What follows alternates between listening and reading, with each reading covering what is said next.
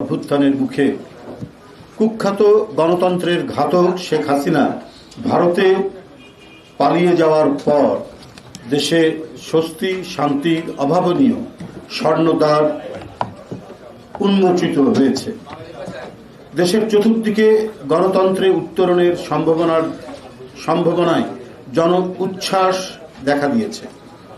দেড় দশকের জগদ্দল পাথর অপসারণ হয়েছে মানুষের স্কন্ধ থেকে।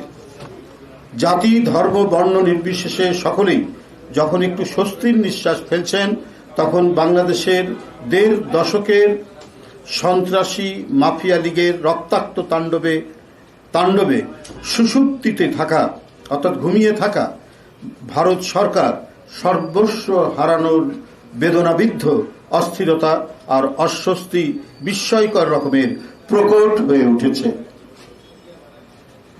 শেখ হাসিনার পতন হজম করতে পারছে না ভারত সরকার। শেখ হাসিনার পতনে তাদের অন্তরে ভয়ঙ্কর অনল দহন। এর কারণ অতিমাত্রায় দাদাগিরি করার ফলে ভারতের সঙ্গে তার প্রত্যেক প্রতিবেশের সম্পর্ক তলানিতে।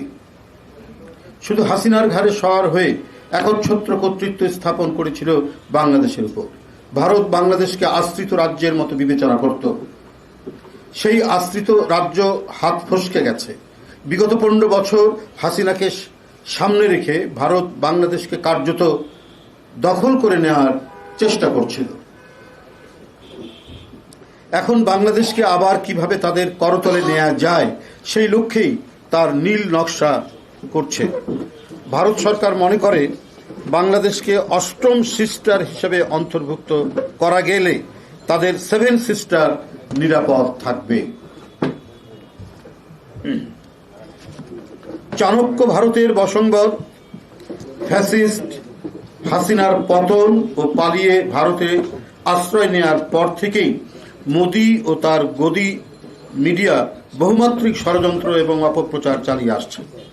তারা চরম হতাশা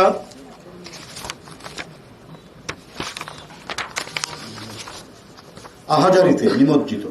তাদের আচরণ ক্রমশ স্পষ্টত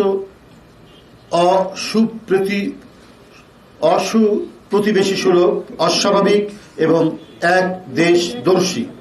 একজন স্বৈরাচারের পতন নিয়ে কোন দেশের এমন আহাজারি বিশ্বে বিরল। ভারতের কতিপয় গণমাধ্যমে বাংলাদেশের সংখ্যালঘু নির্যাতনের বানোয়াট গল্প প্রচার ও প্রোপাগান্ডা চালিয়ে সাম্প্রদায়িক উস্কানি দিয়ে চলেছে। ভারতীয় সাম্প্রদায়িক শাসক গোষ্ঠী ও হাসিনার যৌথ ইন্ধনে ভারতীয় কিছু উগ্র হিন্দুত্ববাদী গণমাধ্যম এমন অপকর্মে লিপ্ত রয়েছে। বাংলাদেশকে নিয়ে ভারতের বর্তমান বয়ান মিথ্যার ধোঁয়াজাল দিয়ে ঘেরা। ভারত অন্তর্গত দিক থেকেই বাংলাদেশ বিদ্বেষী। এদের মধ্যে মানবিক নৈতিকতার ছিটে ফোঁটাও নেই। এই কারণে বাংলাদেশের মানুষের নিজস্ব ইতিহাস, ঐতিহ্য ও স্বাভাবিক বিকাশে বিশ্বাসী দেশের জনগণ ও জাতীয় নেতাদের প্রতি বিরূপ ধারণা পোষণ করে।